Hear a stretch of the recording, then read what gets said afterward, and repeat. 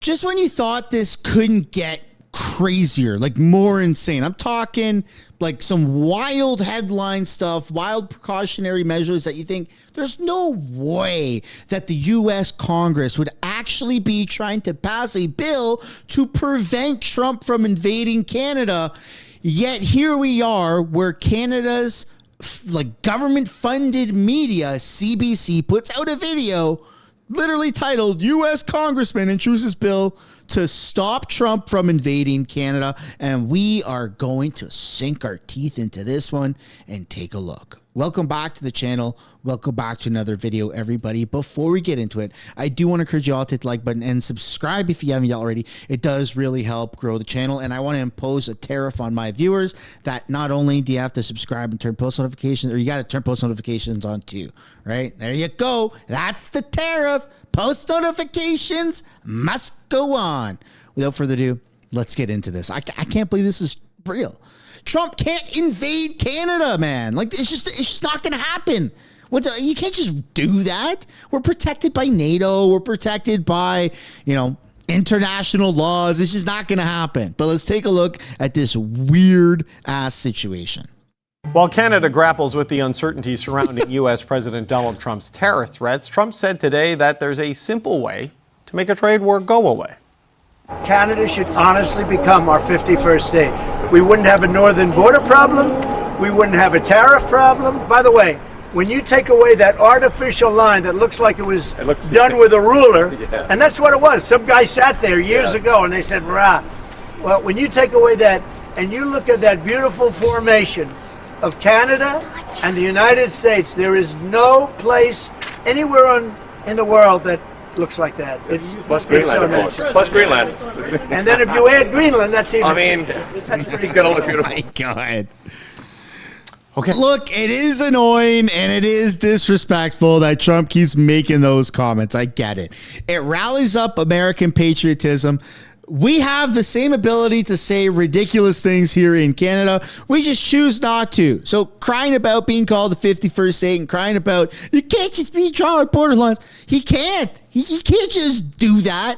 Not one single American soldier will ever willingly fire a bullet at a Canadian civilian or Canadian military. It's just not going to happen because we get along. We fought wars together. All right, that might piss some people off in America and say, oh, yeah, we're going to come for you. No, you're not.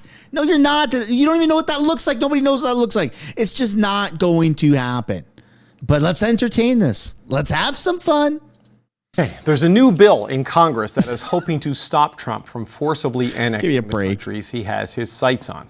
Congressman Seth Magaziner put forward the No Invading Allies Act, which aims to ban funding for the armed forces to engage in operations to invade or seize territory from Canada, the Republic of Panama, or the self-governing territory of Greenland without congressional approval.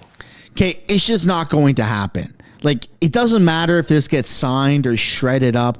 Like, he will not be, he's doing this, what is it, grounding technique or anchoring technique where he says the most absurd things on the Richter scale of logical and absurd. Trump always goes right to absurd and then adds more onto it. So it's absurdly absurd. And then from the logic standpoint to the absurd standpoint, we always end up settling somewhere above the median 50% line where it's like, okay, that still kind of sucks, but at least this is all over with because that was very exhausting. That's what's going to happen. So the border is not going to get redrawn. We're not going to be annexed as a 51st state. But something will happen. We're going to have probably maybe American joint military bases here in this country, maybe up in the north. We're probably going to have American banks and American telephone companies operating here in Canada, like Verizon. And that'll probably start to happen. But we're not going to be freaking annexed, man. This is just like a weird PR stunt. The Democrats are just freaking out for no reason. Democratic Representative for Rhode Island, Seth Magaziner, joins me now. Congressman, it's good to meet you. Thank you for being here today. Thank you for the invitation. I have to ask you about your bill. I have to start there, and it feels almost surreal to ask you about the No Invading Allies Act, a piece of legislation to protect Greenland, Panama, and Canada from the United States. Why did you feel the need to do this? Well, because President Trump has erratically and irresponsibly been talking about seizing territory from allied nations to the United States. Even in his inaugural speech, I was sitting there in the Capitol Rotunda listening to Donald Trump give his speech right after he was inaugurated back in January. And it was a short moment, but there was a line in his speech where he said that the United States would expand our territory. That has not been the goal of a United States president in over a century, and it was shocking to hear. So listen, do I think that Donald Trump intends to invade Canada by force? I think probably not, but we can't take anything for granted. It's insane that we even have to have this conversation, but I introduced... No, but you're doing it as a PR stunt. They do the same thing in Canada. Like the wacko Charlie Angus, right? Who's just like totally mentally unstable. Like he shouldn't be allowed to be a member of parliament. He tried to literally make it a thing that it makes it a criminal offense. It's illegal to say oil and gas is good or a good thing about oil and gas. He tried to make it illegal so you could be fined upwards of, I don't know, tens of thousands of dollars and maybe even go to jail or something like that, right? Like the radical politicians exist in Canada just like they do in America. This is so freaking weird. It's like unnecessary fear mongering. I don't get it, man. Democrats are wild.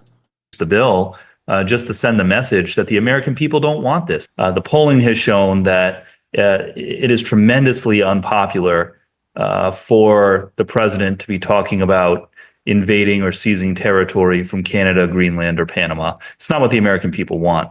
But unfortunately, we have a leader in Donald Trump who is unhinged and needs to be reined in. Under the United States, it's a gigantic meme at this point. Look, when he first started saying it, yeah, I'll admit, I freaking panicked. A lot of people did. Then a lot of people were like, you know what? This is a great thing. A lot of Canadians are in support of being the 51st state. You can feel that way. You're allowed to feel that way. You don't have to feel that way, but you're allowed to be a pro it, or you're allowed to be against it, or you don't have to care. It doesn't matter. You could say those things. Yes, it's unhinged, and I don't believe Trump is breaking any laws by talking about that, because he's never said once that he would use military power. Now, it is breaking an international law to threaten to use military force on other countries, or specifically an ally, if it's not like an act of war, like a reciprocal response to war, right? And a trade war obviously does not mean or give the green light to invade a country or annex a country. So all of these steps, that like, this is just fear mongering, man. This guy is nuts. Like I Democrats and NDP are cut from the same cloth, it feels like. Constitution, actually Article 1 of our Constitution, it is Congress and not the president who has the authority to declare war. And through the years, Congress has given presidents a lot of leeway to engage in hostilities for a temporary period of time without specific authorization from Congress. So my bill basically says that Congress needs to reclaim its constitutional authority. We cannot trust Donald Trump with so long a leash. It's not likely to be a war, a hot war, a ground war. It can have a military invasion. But the president has spoken quite openly about his desire to use economic coercion, essentially for the annexation of Canada, to absorb our resources, to absorb our land, to absorb our economy. I mean, what goes through your mind when you hear the president of the United States talking about that? And we're now engaged in this race to the bottom trade war that is killing the stock market and jobs on both sides of the border now. Yeah, it's tremendously destructive and foolish. Again, it has not been a policy of the United States or of any president to seize territory from our allies for well over a century. And this is not what the American people voted for. It was not a campaign issue that arose. Seizing territory and seizing resources was not something that the president campaigned on, and it's not what people voted for. As far as this trade war goes, ultimately it's consumers who are paying for it. It's consumers in the United States and in Canada who are paying higher prices, who are being squeezed because of Donald Trump's recklessness, and it's not good for the average working person on either side of the border.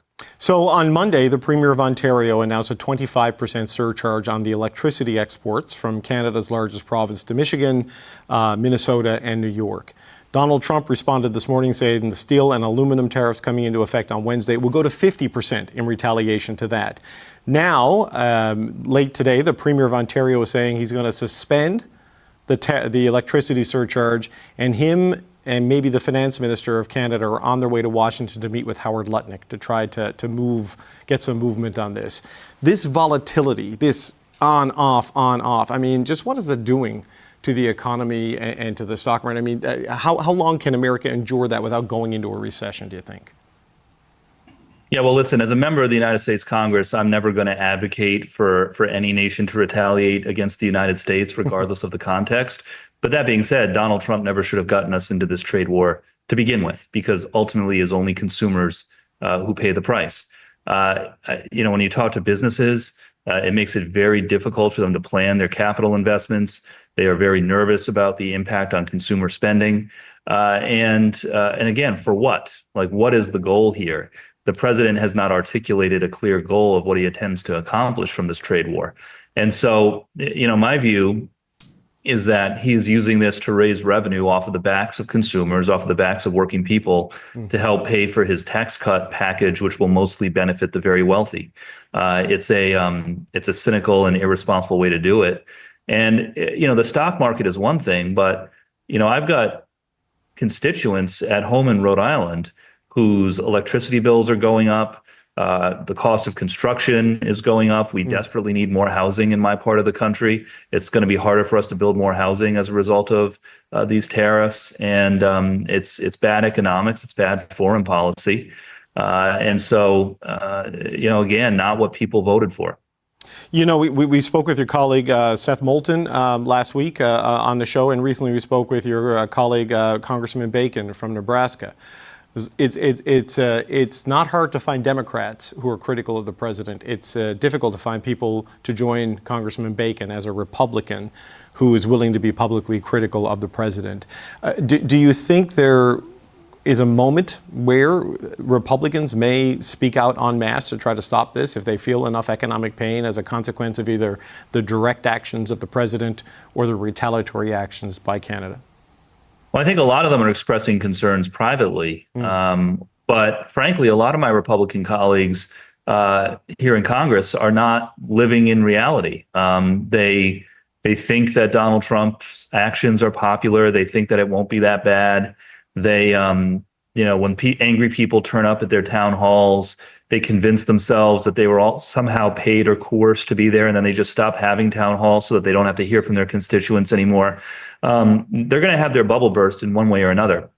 Either the economic pain from these tariffs is going to cause them to find some courage, or if not, then the voters will make their opinions known in the next midterms. And, my Republican colleagues are going to have to make a decision. Do they want to stand with Donald Trump, or do they want to stand with the people who they were elected to represent? Yeah, and they have a very narrow majority as it stands right now in the legislative branch. Trump's not going anywhere. I mean, this is absolutely ridiculous, and it's just a bunch of fear mongering that the Democrats are really doing at this point.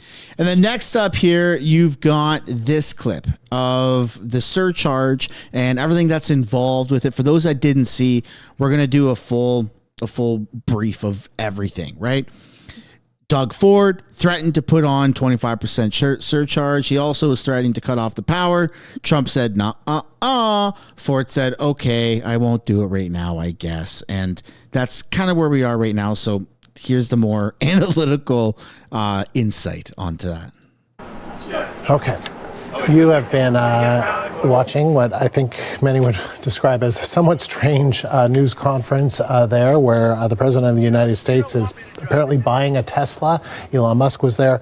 But the big news is, of course, what we're following in this country, and that is the President of the United States reacting to Doug Ford, the Premier of Ontario, deciding to pause that surcharge of electricity on 1.5 million customers in 3 American states. As a result of that, saying that it was Doug Ford that called the Commerce Secretary. The Premier of Ontario says it was the Commerce Secretary, Howard Lutnick, that called Doug Ford, saying that there's a strong man in Canada that he's not going to put in this surcharge. I respect that. He's not a strong man. He's a fat pig. Very unfairly treated. Mentality. In Canada. He referred to Doug Ford as a gentleman and repeated what he says are subsidies from Canada, and also that Canada should become the 51st state, that Canada doesn't spend very much on the military, that they wouldn't have to worry about the border and taxes, and repeating also what he has said about the artificially drawn line that he said looks like it was done with a ruler, referring to the border between Canada and the United States, on whether or not the 50% tariffs on aluminum and steel will be imposed on Canada. He says we'll see. The CBC's Richard Madden is in our Washington bureau, and he was watching what was happening there at the White House. And so, Richard, what's kind of stood out to you from, I don't think I've ever really heard a U.S. president talk that much about an Ontario premier before. Maybe we have, maybe we haven't, but just your thoughts. Well, Ontario Premier Doug Ford has been really making the rounds on American networks, and we know President Trump watches a lot of TV and likely caught him on one of his hits, whether it's CNN or Fox News or MSNBC. But you asked about takeaways. I think perhaps the biggest one, let's focus on the setting, because President Trump essentially turned the White House into a Tesla showroom. He promoted the electric car, owned, of course, by his billionaire ally Elon Musk, and this is in reaction to the shares of Tesla that have sunk in recent days, as perhaps as a backlash to Musk's unwielding power in the administration and his role overseeing the huge number of job cuts. So perhaps this is a way for Trump to prop up those sliding shares of Tesla, promising to buy one. But as far as the takeaways when it comes to tariffs and this escalating tariff war with Canada is what you noted off the top about acknowledging Ontario Premier Doug Ford's decision to suspend those 25% energy surcharge to several northeastern states ahead, of course, with his meeting with Commerce Secretary Howard Lutnick on Thursday. And Trump also signaled he may be open to some sort of deal to lower the temperature on this tariff war, hinting he may hold off or pause more tariffs on Canada. You heard reporters asking him that question. Yeah, it won't be for very long, though. Probably. Keep in mind those steel and aluminum tariffs that Trump has threatened to double are supposed to kick in tomorrow. So we're going to stay tuned for that. Trump does have a few more public events later today, so we will likely also hear from him.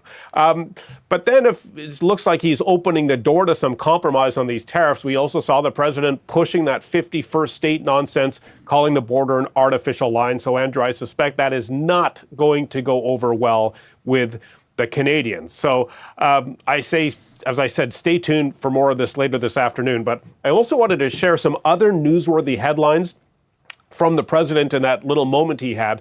He said he's going to be speaking to Russian President Vladimir Putin sometime, he says, next week. And of course, this follows that significant news on the other side of the Atlantic that the U.S. agreed to lift the suspension of military aid and intelligence sharing for Ukraine. So that is significant. There's also word that Ukraine President Vladimir Zelensky has proposed some 30-day ceasefire. But of course, that depends where Russia stands in. So since the initial broadcast here, they have actually agreed to a 30-day ceasefire. Both parties, if I'm not mistaken. So Zelensky, Ukraine, and Russia fully agree 30-day ceasefire. And in those 30 days, it'll probably go to the 11th hour. It'll probably go right to 28 or 29 days, maybe even the 30th day. Chances are a deal is going to be finalized and that war will be over. And that will be 100% of Trump's doing. So that's pretty spectacular, right? I think that's really good. And I hope there's some positive press messaging around that, because stopping wars and getting back to, this kind of utopia or whatever the hell we're trying to live in, where there's no wars and countries are getting along and there's trade deals and all that stuff and interplanetary, exploration. I think that's where we need to be, right? In all of this. So some significant newsworthy moments from that unusual scene on the South Lawn of the White House. President Trump now meets with business executives for a roundtable, so I suspect we might hear more from corporate America's reaction to this on-again, off-again tariff war between Canada, the U.S., and Mexico. Lots to follow. Richard, appreciate that very much. The CBC's Richard Madden live in Washington. Now, tough talk from Ontario's Premier appears to have caught Washington's attention, as you saw there. Doug Ford slapped a 25% surcharge on electricity exports to the U.S. yesterday.